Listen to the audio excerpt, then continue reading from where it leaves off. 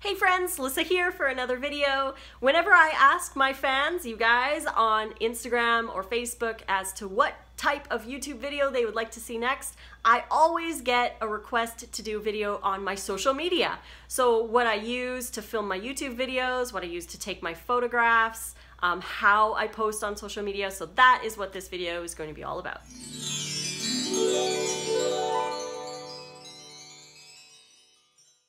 So whether you want to be a raw foodie on social media, just a vegan, maybe you're doing hiking, workouts, sewing, anything creative, art, whatever you want to share on social media, the number one thing that I can't stress enough is to post. You want to post all the time, every day, at least 1 to 3 times a day on 1 to 3 different platforms. So I use 4 different platforms. I use YouTube, Facebook, Instagram, and Snapchat. Those are my 4 main ones that I am always posting on at least 1 to 3 times a day. So I always make sure, for sure, I always post at least once a day. Some days I do miss, but I make sure that it is at least once on Instagram. I try to post on Instagram every single day. Sometimes it's 2 or 3 times. It just depends on the day and what I have to share.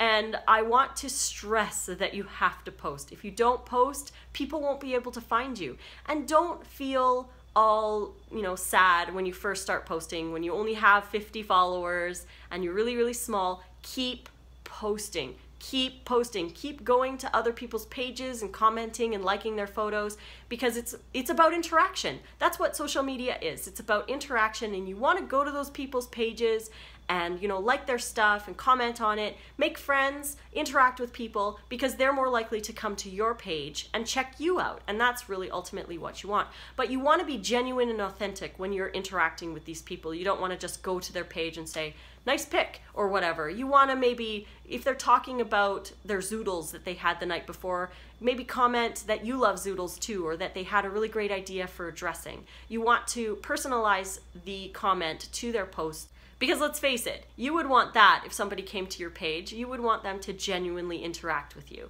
So you want to genuinely interact with them, and make sure that you post all the time.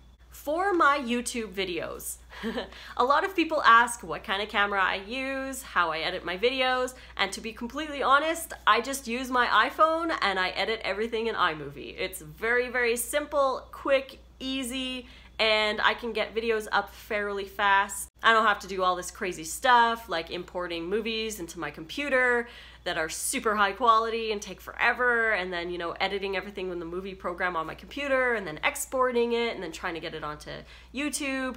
It's just a lot of work, and that is actually what I do for my recipe videos. I do use my professional camera. I do have a professional camera. She's right here. This is my Nikon D850. It's brand new. I just bought it for my photography company because I am a professional photographer and I needed a new camera, so this is the one I bought. The one that I used before for the last 10 years was the Nikon D700, which I really enjoyed. She was an amazing camera, but she died on me, so I had to replace it with a new one. The D850 is really great. I do highly recommend getting a DSLR, like a high quality one, but it's not necessary. As I said, I do all my YouTube videos like vlogs just like this. I'm talking to my iPhone right now to all of you guys, and I will use my iPhone to edit everything. It's just a lot easier, I find, than doing all the conversions onto my laptop. But I will do it for recipe videos, and that's why I don't do very many, because they are extremely time consuming. They can take up to 20 hours to make. So between the initial prep work and then making sure everything looks pretty and then planning out how I'm going to do the video so that it flows properly, and then, the uploading, the editing, adding the music, making sure everything's perfect, and then exporting and uploading to YouTube can take up to 20 hours. So that said, I don't do them very often, but I love to do them. And I will be doing more. I just don't have time right now. But those are always filmed on my professional camera because I get the best quality out of that. But you can definitely always film with your phone. There is absolutely nothing wrong with filming with your phone. That said, moving on to pictures, I do, again, use my professional camera when I'm taking photos for Instagram. But from 95% of the pictures on my Instagram were taken with my phone, my iPhone 7. It has a great camera, and really that's all you need. It's about sharing, it's about posting, and as long as you have a really nice lighting source, your phone camera works just perfectly until you're able to get something really nice, like a nice DSLR camera or whatever, a really nice point and shoot. Use your phone. Totally use your phone, because again, it's about posting, it's about sharing, it's about getting yourself out there, and use whatever tools you have currently available to you to start posting. In the beginning, again, you're gonna only have like 50 fans, 50 followers, but if you keep posting, you're going to get those followers. Using hashtags is a really, really good tool too. Using hashtags and going to other people's pages and liking and commenting. Post what you love. If you are trying to be a yoga account and you don't really like yoga, you only do it once in a while, then that's not for you. If you prefer to go hiking every day and post, then post about that. You want to be posting what you're excited about, what gets you going. And you want to always make sure that you post information, inspiration, pictures of yourself, and pictures of your craft. Those are the 4 things that you want to do. You want to always post information about what you do. So if it's raw food, you want to post information about raw food, maybe a new recipe or information about, you know, the benefits of certain foods. If you like hiking, maybe information of where you're going, what you're taking and why. You know, there's so many different information things that you can share with your followers, because your followers want something out of following you. They don't want to just follow you for no reason. They get something in return. So information is one that's really good. Inspiration is the other thing. Sharing before and after pictures, that's incredibly inspiring for people. So they want to see things that are inspiring. Quotes, memes, things like that are really good too for that. Pictures of yourself. People want to see pictures of you. Yes, they do. And it doesn't matter how you're feeling that day, how much makeup you've got on, if your hair's a mess, you want to share pictures of yourself because people want to see you. Whenever I find a new account that I'd like to follow, I'm always scrolling through and trying to see what the person looks like. I'd like to see who I'm following, and that happens so often. We are a social species. We want to see other people. So don't hesitate to post those selfies because they benefit your page as well. And then finally, obviously, photos of your craft. So if you're hiking, photos of your hikes. If you're sewing, photos of your sewing projects. If you're a raw foodist, photos of your recipes and the food that you're eating.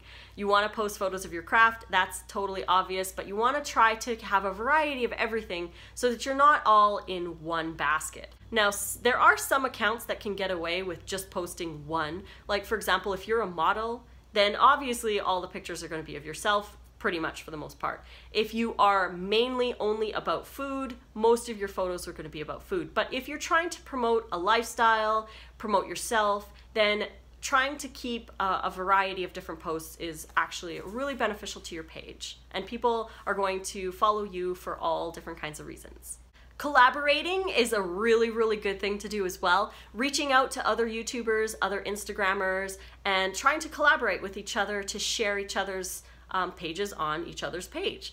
Now, one thing that would be a great example of collaboration is this t-shirt that I'm wearing, Vegan for Everything. This was, I purchased this one from Jack at Raw Tropical Living, and you can go to his website right here and grab some of his awesome t-shirts. I've helped to design a couple of them. He's got awesome designs, vegan t-shirts, and so you can head over there. If you guys like this t-shirt, it's available on his Amazon store and I believe in his other store, but definitely go over to his page and check him out. But that's an example of collaboration. You want to reach out to those people and collaborate. Do videos together, do posts together, maybe share product together, take pictures, selfies together. Those are really awesome ways to help to reach a bigger audience by, you know, you both get exposed to each other's fan base, which is a great way for more exposure. And before I end this video, I just want to talk about what I do when I do a post or if I make a meal for me, for example. So I'm a raw foodist and I like to post pictures of my food. So when I make a meal, I will put it on my little special table that I have. I have a lot of different dishes that I like to collect for photos. I have different placemats that I like to put my food on, different bowls, cups, you know, cutting boards. I like to collect those kinds of things for props, and I will put my meal all pretty and all presented perfectly onto this little table that I have.